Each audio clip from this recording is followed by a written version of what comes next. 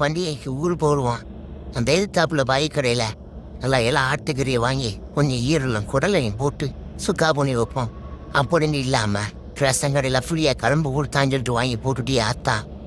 ஆஹா, குரங்கு நாயை கொஞ்சிக்கிட்டு இருக்கு. இதுதான் சமயம். அட்ரா அட்ரா அட்ரா ஆட்டோக்காரா, எட்ரா போடி எங்கிட்டு சட்டி சட்டி ஒரு கேடு.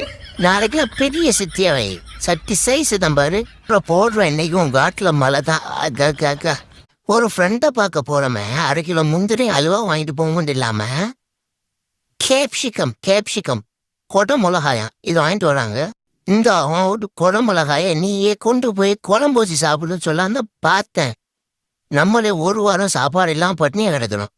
கிடக்கிறது ஏன் விடணும் அப்படின்னு சொல்லி தான் கஷ்டப்பட்டு சாப்பிட்றோம். பாருங்களேன், உடைக்குது அடைக்குது, தண்ணி கூட இல்லை.